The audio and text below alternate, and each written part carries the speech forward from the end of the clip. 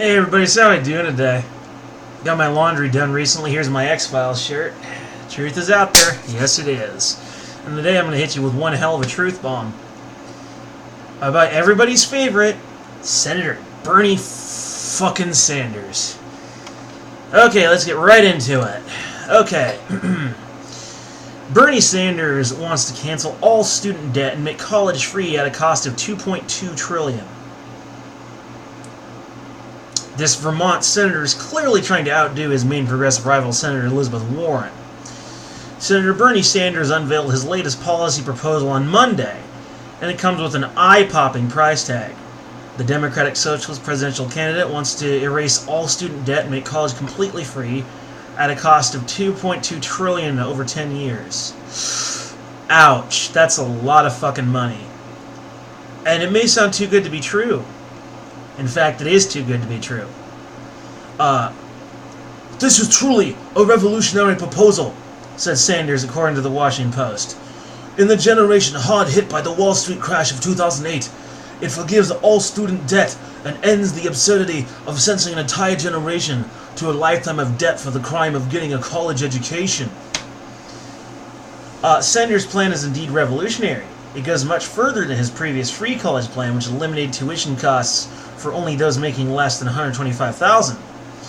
It also goes much further than debt relief plan, currently being touted by Senator Elizabeth Warren, which is means tested and takes earnings into account. Under the Warren plan, those making less than $100,000 would receive up to $50,000 in loan forgiveness, while those making substantially more would receive less. So let's just run through that again. Under the Warren plan, those making less than $100,000 would receive up to $50,000 in loan forgiveness, while people making more money would receive less. In short, she proposes a sort of half-baked income inequality plan. I'll talk about how that's bad in a minute.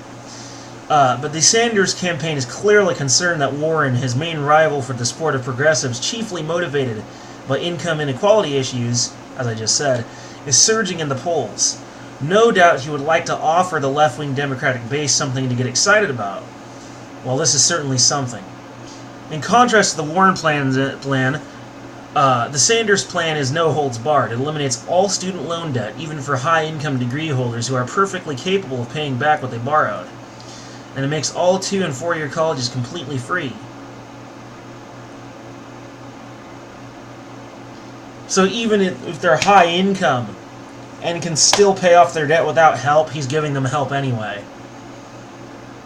Good old Bernie Sanders. Good old Bernie Burn Sanders. To pay for this massive bailout of the well-educated, Sanders will propose new taxes on financial transactions. Wall Street speculation in bonds, whether the government could actually raise the full $2.2 trillion via these means, is contested by some economists. Now get this. When asked how to pay for his pie-in-the-sky proposals, Sanders is often evasive. His Medicare for All plan, which would cost as much as $25 trillion over 10 years, lacks a specific, concrete funding source. That's right. He's at it again. He's proposing spending plans, but without clearly identifying where the money's supposed to come from. Bernie's pulled this bullshit before. This is nothing new from Bernie Sanders. We've seen it time and time again. I'm going to help you with your college debt. I'm going to help you with your income equality. Where's the money going to come from?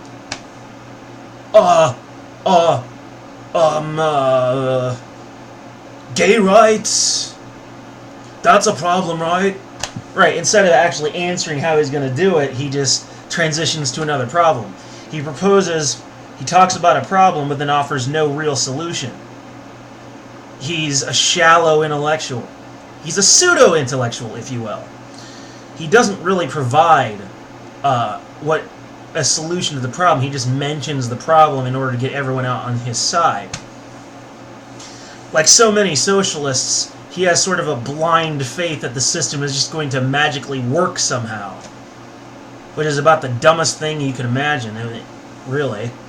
But anyway, aside from its staggering cost, the policy is flawed in the same way that so many plans to cancel student debt are flawed.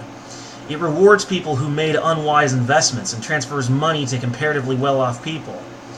The primary beneficiary of a college degree is not society at large, but the degree holders themselves, who tend to be more privileged and have better financial prospects than those who don't have college degrees. Yes, and do you remember one of the things that caused the Great Depression was government protectionism of bad investments, which helped to accelerate the inevitable stock market crash and prolong its recovery. Bernie Sanders would cause, I'm convinced Bernie Sanders would cause a second Great Depression. I am convinced of it. Do not vote for this man. Making college free, of course, would encourage more people to attend. This would likely worsen the sort of credentialist arms race that the economist Brian Kaplan warns about in his excellent book, The Case Against Education. But the biggest issue with Sanders' plan may very well be that it makes Warren's tamer but still wildly expensive plan, it costs a mere $1 trillion instead of $2 trillion, seem acceptable and moderate by comparison. And even then, Warren's plan is not acceptable, because any truly educated economist will tell you that according to economic theory, which no, the many leftists treat economic theory as like, oh, that means it's just a theory, the way we treat the word theory. There's no such thing as a fact in the sense that if a theory gets enough evidence, it suddenly becomes a fact. That's not how it works. It's theory in the sense that, like, okay, you know music theory, right? It's the basic formula for how to create a melody. It's the literal structure of music. It's the same with economic theory. It's literally how economies work, by studying the flow of money, where it comes from, where it goes. It's literally how it works. Alright?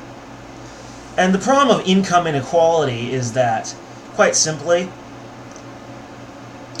your income, your wealth increase, your GDP growth, the value of your money goes up, and the spending power increases through the 1%, investing in the stock market and creating growth through those investments. Income inequality is not what the left makes it out to be. Income inequality, to some extent, is necessary for GDP growth to take place, for the purchasing power of the dollar to increase. This is why socialism causes GDP and income growth, or that is, financial, economic growth to stagnate. I'm trying to find the right word there. It causes stagnation because it forces an ideology of share and share alike, which means there basically is no 1%, and there isn't enough money to invest into the stock exchange. The government invests in the stock exchange, and frequently not enough.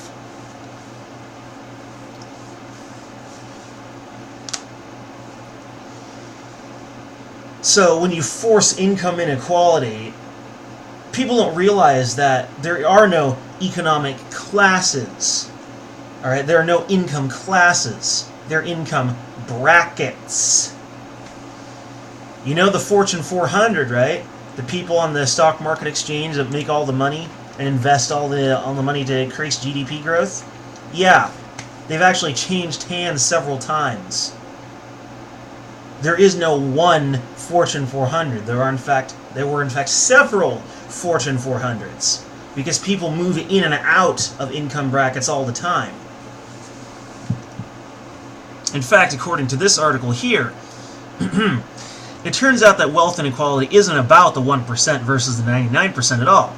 It's about the 1% versus the 99.9%. Or really the 0.1% versus the 99.9%, if you like. Long story short is that this group, comprised mostly of bankers and CEOs, is riding the stock market to pick up extraordinary investment income. And it's this investment income rather than ordinary earned income that's creating this extraordinary wealth gap. The 1% isn't the same group of people every year. There's considerable churn at the tippy top.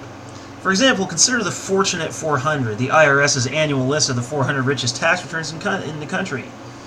Between 1992 and 2008, 3,672 different taxpayers appeared on the Fortune 400 list. Just 1% of the Fortunate 400. 4 households appeared on the list all 17 years. Only four households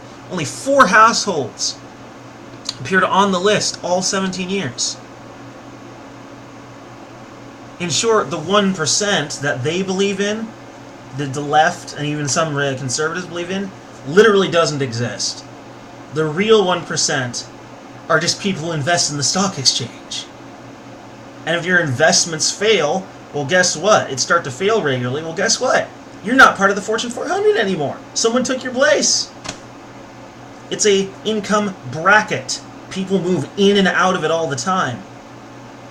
Similarly, you can treat homelessness as an income bracket. I actually live in a town where we do have a homeless population, and some of them have actually managed to find a job and get into a house. If you treat that as an income bracket, you move in and out of that too. I mean, it's not that hard to understand. When you're in a place, of income, you're not necessarily going to be there forever if you put in effort. Eventually, you will win, you will succeed, your income will increase, and you will find yourself, surprise, surprise, in a different income bracket than you were the previous year. In fact, taxation is killing the middle class, the middle income bracket, because it literally prevents them from entering into the upper 50% or 30% or even into the top 1%. The taxation actually forces them to fall back down into the 99%, into with the rest of us, down in the lower income bracket. You see what I'm saying? This income inequality control thing, this sort of regulation, literally causes the income brackets to work in a way other than they normally would. It changes the nature of the game. The game is literally rigged. It starts out as a fair competition, and then when you begin to regulate it, it becomes an unfair competition.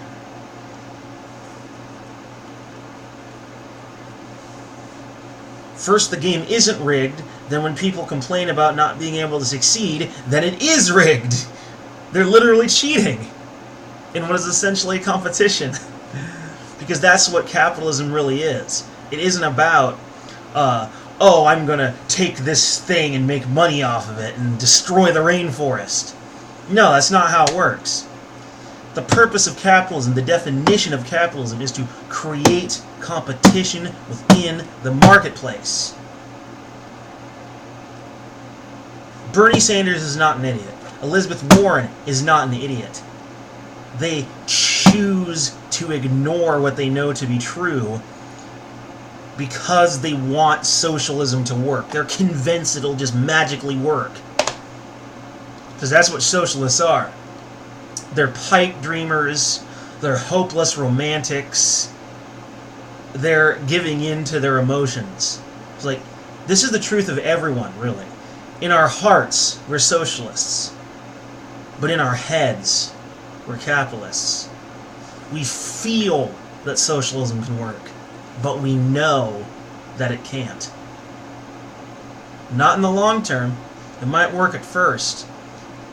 But once your GDP growth starts to stagnate, and you start to nationalize shit, and then fail to properly invest in those things you chose to nationalize, boom, all falls apart. Venezuela, the ultimate lesson.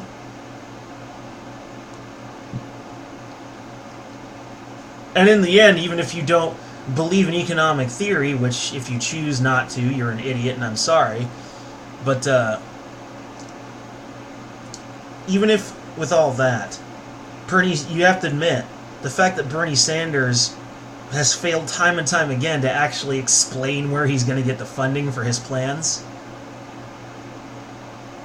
If I were a socialist, I'd be worried. Why isn't he telling us where it's going to be coming from? That seems really shifty and really shaky.